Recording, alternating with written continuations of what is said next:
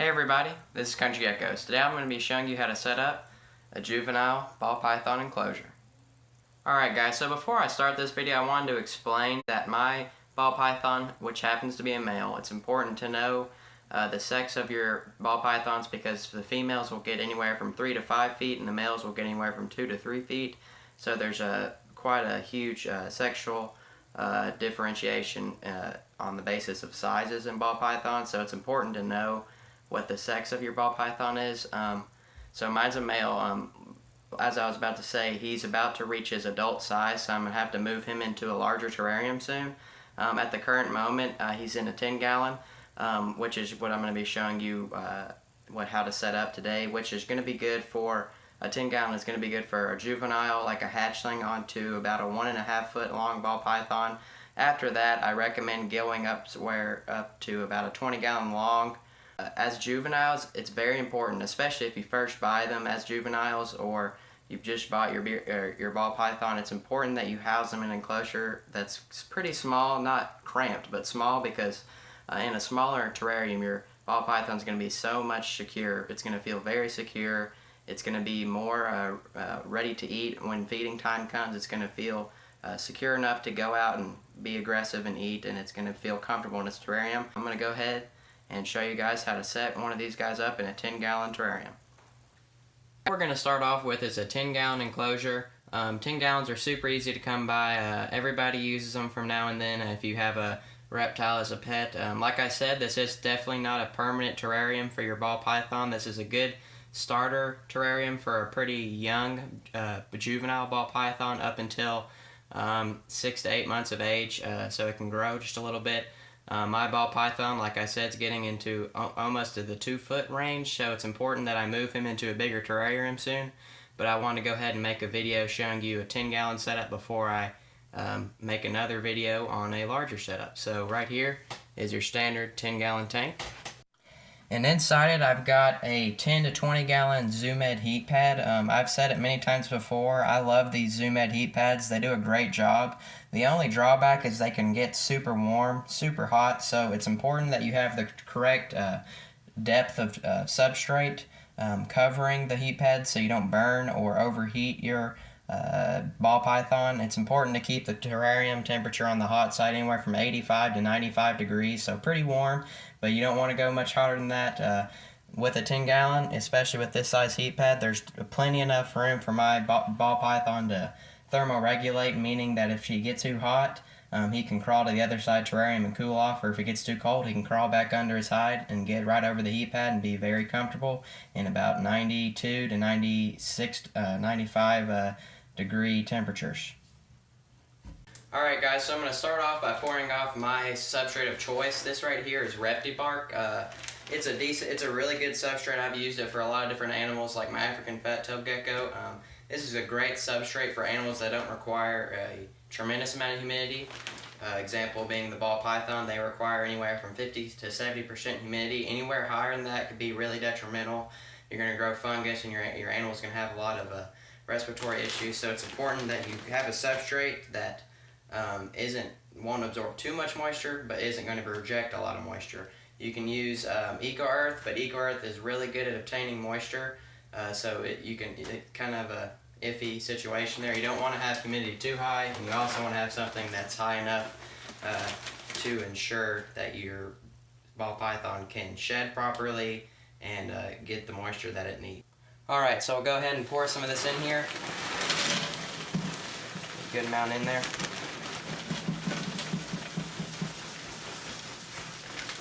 They're not really a burrowing species, but they will, if they're getting cold, they'll kind of slither themselves a little deeper into the substrate to get closer.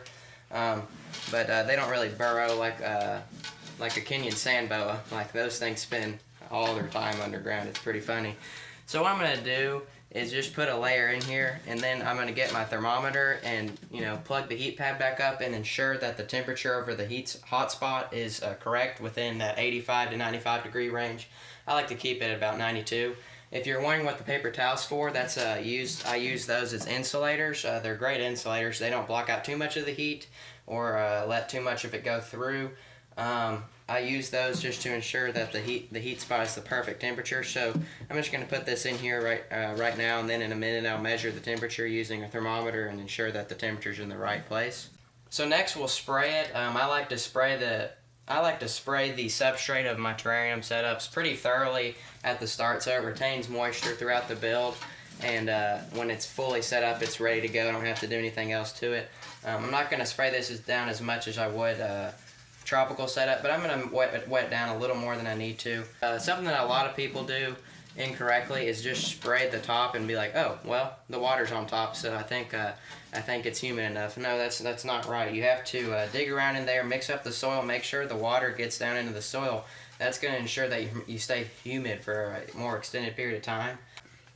Alright guys, so next I'm going to go ahead and start setting up the enclosure, which I personally think is the most fun part. Putting in all kinds of decor and hides in there. That's the most fun part for me, at least. So what I'm going to start with here is a pretty standard bowl. Alright, your ball python really needs a dish that they can soak in. It's important that you fill it up to the depth that is proper for your ball python personally. You don't want to make it too deep to where they could drown, and you don't want to make it too shallow to where it has no function. Something to keep in mind is, like when you fill up a cup half full and then drop something in it like an ice cube, it's going to fill in volume. So you don't have to fill the water dish all the way up, because then it's just going to overflow and your snake bathes in it. I see my snake get in it decently often. I'll fill it up when I get it over into its spot in my room so it doesn't slosh out when I walk it over there. But I like to dig a little hole and put it in the corner over here so it's flush with the substrate. It makes for a pretty easy access for them. So next I'm going to get some more hides. So I'm going to grab some more hides right here. In your ball python's enclosure, it's important to have at least one hide, and that one hide needs to be over the hot spot. So my primary hide for the hot spot is this really big cork flat right here. I like to get hides for my snake at least, and for a lot of my other animals that make them feel kind of cramped, or a human would perceive it as cramped. But in the reptile's eye, they feel really comfortable. As you can see, I'll show you more in-depth look in a minute. I can fit my fingers in there, but it's really not that tall. What that's going to do is make your snake feel super secure. They're really going to like that. A good opaque hiding box is very important for your snake. Something else I like to put in there on the cool side, I see him crawling through at night. This is primarily for shedding time, but also, I mean, it's a good enrichment because I've seen him climbing on it at night, is because they are nocturnal. That's when they get active. So I just like to put this in here. It looks kind of cool, and there's a lot of holes he can stick his head through, and it's kind of funny to watch. So I don't want to take up too much space in this cage. I want to make sure he's got a lot of open space to walk around, or excuse me, slither around in. They don't have legs. So I don't want to take up too much space, but also keep in mind each time you add something new, you're not taking too much floor space, because there's always a way for them to get on top of it. You're actually increasing the floor space, but they are a terrestrial species, so I want to make sure he's got a lot of slithering room. Alright guys, so I went ahead and put the 10-gallon terrarium back in its proper place in my rack system. I went ahead and added this humidity gauge. You can probably notice that it's at 70%, which is pretty high. It's in the higher range than you probably want it to be, but that's okay. Directly after a spray, you can expect higher spikes of humidity up into maybe the 75 to 80%, but that's okay as long as it doesn't maintain at that constant humidity throughout the day. I feel like a common misconception is spray it and make sure that the humidity stays this high throughout the entire day. No, that's wrong. I recommend spraying in the morning and in the evening. That's what I do personally. Directly after a spray, you're going to notice that you're going to have a humidity spike to about 70% to 75%, and then throughout the day it's going to lower, and then when you spray it again in the evening, it's going to raise back up. Alright guys, so I thought before I put Jerry back into his terrarium that I'd go ahead and show you what he's looking like, sort of an update for you guys that haven't seen him since the reptile room video, which you should definitely go check out. But this is what he's looking like currently. As my breeder told me, he's going to start developing these black specks on him, which is pretty cool. He's called a banana ball python, which these black specks kind of remind me of what happens to a banana as he gets older. So that's kind of cool, some more color variation. His purples and his oranges are still really beautiful and colorful snake. He's grown at a pretty great rate. He's eating. I'm feeding him once a week, but since it's starting to get colder, he's getting a little more less active, so I'm feeding him about every 10 days just to go along with his more dormant stage throughout the winter. So, but he's a very consistent eater. He's eating super well. And I'll go ahead and put him back in his terrarium. Alright guys, so I'll go ahead and try to set him back in there without bumping his head. This is the thing that I hate about top opening enclosures. But I'm not interested in spending a bunch of money on a small Exoterra tank only to have him outgrow it and then update it. So I'm just going to, tough it out. So set him back in there, very graceful. He just slithers back into that cramped hide, like I said.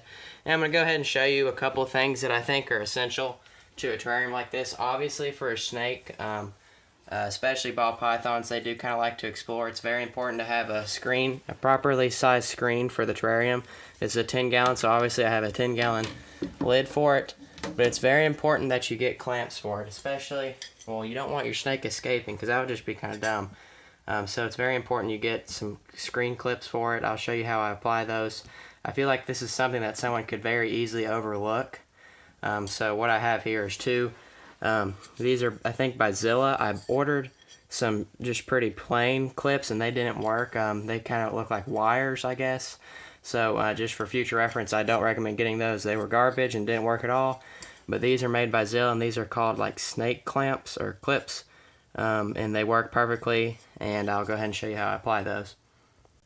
So I'm going to go ahead and put this on here. I think this is super important because my ball python personally is getting up on his cage at night and pushing up against the screen, and really not interested in having him escape because even though I like snakes, it would probably still kind of spook me and I would freak out if he got out of the terrarium. So that's just something I like to add just for precautionary measures.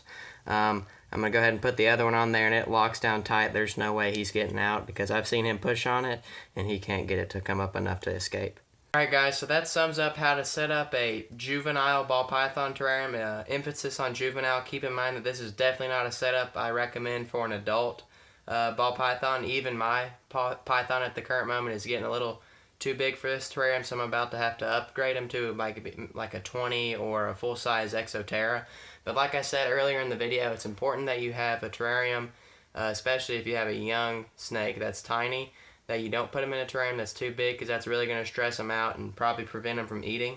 Ball pythons can go a long time without eating, but it's important that you have that you can get them to eat. It's preferable to have them eat right off the bat, and a cage this size will help you achieve that goal with some good proper hiding spots and a small enough form factor. Your snake will be very comfortable for the first few months of his life, and just remember to upgrade them to a larger terrarium once they get older.